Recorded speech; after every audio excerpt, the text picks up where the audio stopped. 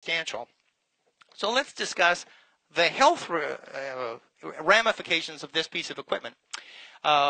We are fairly familiar with ionizing radiation, which, say, an X-ray hits your cell inside of the cell's nucleus. It breaks a DNA molecule, and from then on, the children of this cell have a defective DNA, which turns on a RAS gene or some other naughty thing, and this cell then replicates and becomes a tumor. So this is a well-known, well-understood action path, but this is like an X-ray or a cosmic ray. It is an extremely high-energy piece of radiation, and cell phones and smart meters put out much lower frequencies, typically 900 megahertz. And so we are assured by some scientists that ionizing radiation is required for this. But in fact, non-ionizing radiation disrupts van der Waals bonds, and that is the major bond during creation of proteins and replication of DNA. And you may think of a covalent bond as the rubber on the bottom of your shoe. If you want to get the rubber off, you have to scrape it or you have to cut it. It's very ruggedly bonded to your shoe. But a van der Waals bond is like the mud that's on the bottom of your shoe. It's fairly easy to scrape off. If you rinse it off, it comes off easily. That's a low energy bond. And you have much lower frequencies that can disrupt these. You are producing roughly 3,000 miles of DNA per day. You're making about 20 billion new cells. Each one has got about 3 feet. You figured out it's like 3,000 miles. You're zipping this stuff out like crazy. And every time there is a disruption from RF radiation, you are running the risk of creating an error either in DNA transcription or in the creation of a protein. This fuzzy slide is looking at an individual who is sensitive to microwave radiation. In this case, the person is talking on a 900 megahertz handheld phone. That means it's not even a cell phone. It's a phone that only talks to a base station that's a few feet away, and it's a convenience so that you don't have a wire. This is a normal person, and when they talk on this 900 megahertz phone, there is virtually no change in their physiological condition. But this person, their heart rate goes from roughly 68 up to 122, and the heart rate becomes irregular. And as soon as you turn the phone off, they return to normal sinus rhythm. This is one of many sensitivity issues with microwave radiation. This is a normal person. This is a sensitive person. How many sensitive people are there in a general population? And this Swedish study indicates that there's roughly 3% of the population that is severely sensitive to microwave radiation. And you put smart meters in a residential area, and these people either have to move or they have to heavily shield their houses. 35% of the population is moderately sensitive. So we are in a gray area here where the impact on property values and the impact on the population in general is relatively significant. This is a study done in Spain where directly underneath the cell tower they are mapping out as a function of distance, and this is 300 meters, so that's like 1/8 of a mile, something like that, about 1,000 feet, from close to that far away from a cell tower, the various psychological and physical symptoms that people experience. And right underneath the cell tower, we're looking at 80%, 70+% of the people experience fatigue, drowsiness, headaches, discomfort feelings, depression. So even the existing cell towers are generating significant problems, health problems for people nearby.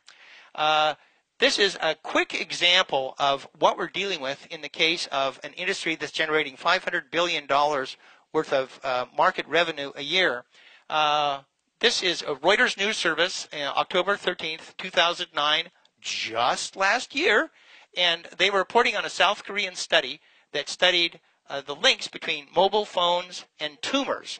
And at 4 o'clock in the afternoon, the Reuters news feed said, high-quality studies often show potential cancer link. Underneath that, the second bullet said, industry-funded studies most likely to show no link. Then you read the data that this study verifies these conclusions. At 6 o'clock, only 2 hours later, these two bullets were compressed into a single bullet and changed to read, it found no significant association between the risk of tumors and overall use of mobile phones, including cellular and portable phones. basically 180-degree change. And as you can see, only 2 hours later, this is the power of the cell phone industry. We see this time and again in the cell phone industry, in the smart meter industry, that we're seeing a lot more industry spin than we are hard science. This is the most complicated slide that I've placed today, and it is the most important. So allow me to dissect this, give you the importance of what this is. Over here is a map of San Francisco. The peninsula is on the bottom, Golden Gate Bridge is on the top, and as you can see, there is a plus. Okay? The middle of that plus is the Sutro Tower. You can see the Sutro Tower up on the top. That thing pumps out the better part of 20 megawatts of radiated energy into the environment. It radiates AM radio, FM radio, and television. From the period 1973 to 1988, it was the primary source of RF radiation to everyone on that peninsula. What's good about that? A, I don't want to live there, but B, it is a fabulous test tube. You know the exact dose based on where people live. There are 123 people in this study, children under the age of 21, that have contracted either leukemia, lymphoma, or glioma, basically the most common cancers of children under the age of 21. And these little stars indicate where they lived. And they are pretty much all over the peninsula. Okay, they are not concentrated underneath the Sutro Tower. They are fairly evenly distributed all over.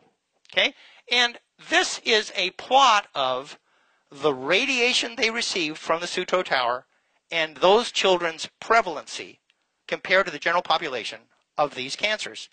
And we see that if you're directly under the Sutro Tower, you have an 18-fold chance of getting childhood leukemia. Not 18%, 18-fold. An 18,000% increase in the prevalency of cancer directly underneath the Sutro Tower.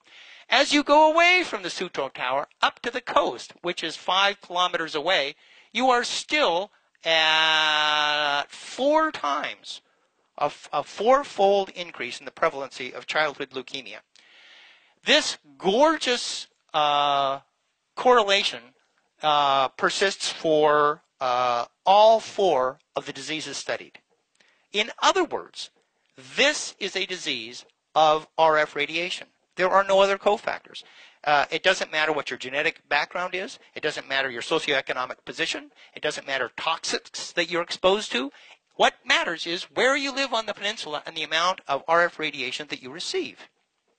This is a plot of the RF radiation as you go from the Sutro Tower out. It is denominated in microwatts per square centimeter, which is sort of an industry standard. It's one of the power factor standards. So this is the number directly underneath the Sutro Tower that corresponds to this amplification. And out here at the edge of the peninsula, we are down in this range of, say, 0.1 to 1 microwatts per square centimeter. Okay?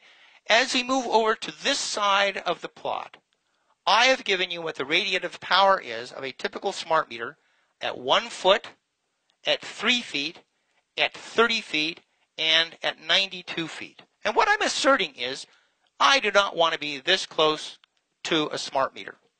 That is in this highly accelerated area where I'm increasing, in this case, childhood leukemia, but by implication, it is biologically active for other diseases. This is the only one that was studied in this study, but what it says is this is a canary in the coal mine, and we should stay away from this level of radiation. When you were 3 feet away, you were here, 30 feet away, you were there, but at 92 feet, you are under, this is a logarithmic plot. So I don't know if you're safe, but this is like an area where it might be safe, or at least safer.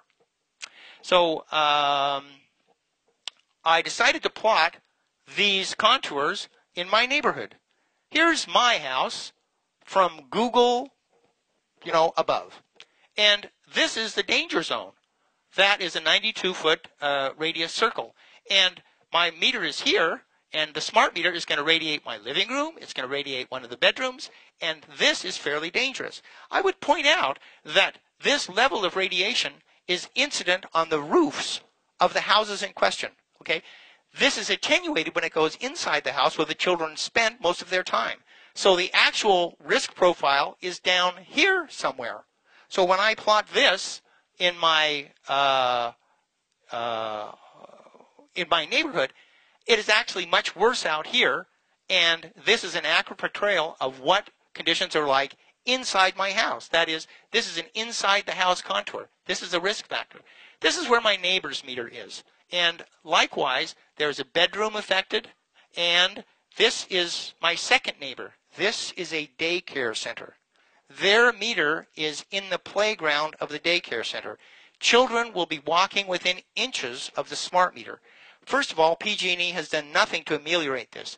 These have been installed down in LA, and they have not informed citizens who have bedrooms that are near the radiation source, nor daycares or other child-populated areas like schools that have excess. And again, this is a much worse exposure contour than is given here, because these risks are inside the house, and these risks are direct radiation through the air, significantly higher. So the first point I'd like to make is the safety of these devices is not at all verified by the data.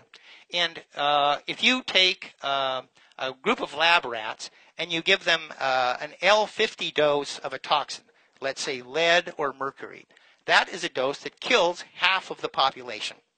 So if you give half of that dose to you get more survivors, okay? But if you take half of the L10 dose for lead and half of the L10 dose for mercury and you give that to the rats, they all die. What I'm making a point is that the risk factors to human beings and to health is not linear. You can't make an assumption of half is twice as good as whatever.